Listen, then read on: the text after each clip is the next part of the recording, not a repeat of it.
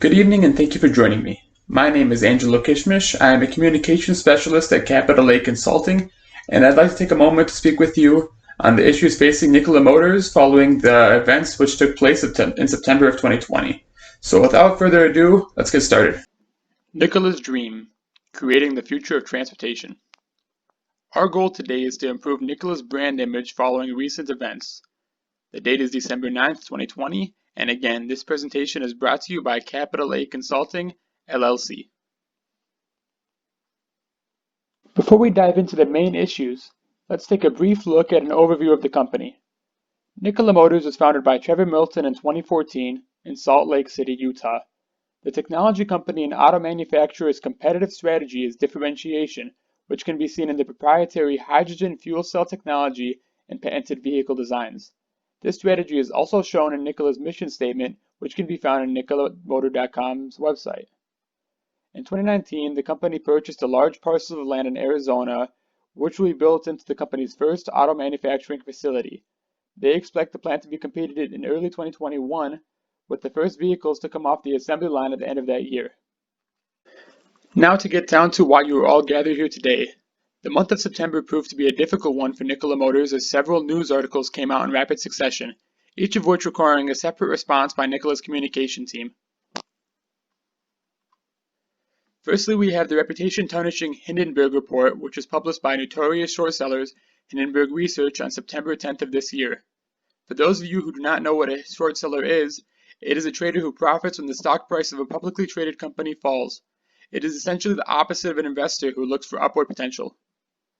The article claimed that Nikola is an intricate fraud that was built on lies. While this report was not only defamatory, it also prompted an investigation by the Securities and Exchange Commission, or SEC.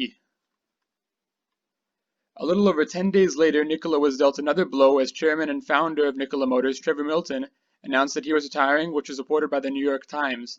As a result, the company's stock price fell by over 35% the following day. Milton is currently replaced by Stephen Gursky, who was previously the vice chairman at General Motors.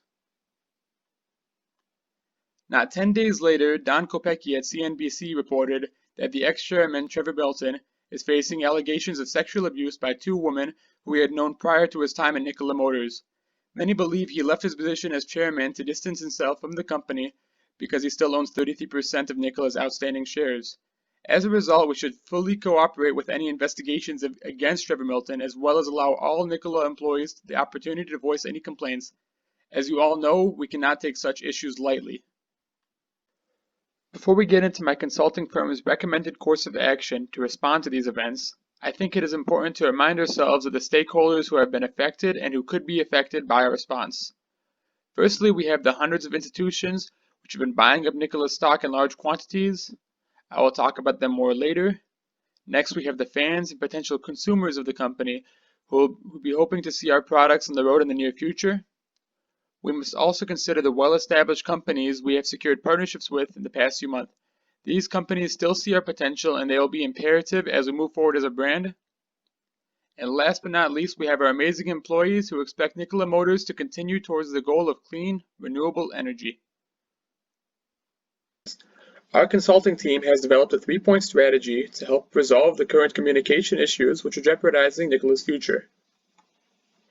Firstly, we must openly encourage and support ongoing SEC investigations. Doing so will lead to a smooth completion and will have a tremendous impact on restoring Nikola's legitimacy in the external environment. Secondly, we must remind the public of the power of hydrogen energy and how Nikola Motors is at the helm of hydrogen fuel cell technology. In an article published by Nature magazine in 2010, hydrogen fuel cells are said to have an edge over electronic vehicles because they have the ability to drive for much larger distances. This will be key as we head into the next generation of semi-trucks. As I am sure you all know, Nikola Motors' differentiating factor is its proprietary hydrogen technology. If we remind the public of this, we can reassure them of our competitive strategy of differentiation. And lastly, Nikola Motors must plan for a future without Trevor Milton as the face of the company. As a result of current allegations surrounding him, Nikola must put the interests of the company first and focus on filling the void the chairman has left behind. Nikola can be the Tesla of hydrogen transportation, but Trevor Milton cannot be Nikola's Elon Musk.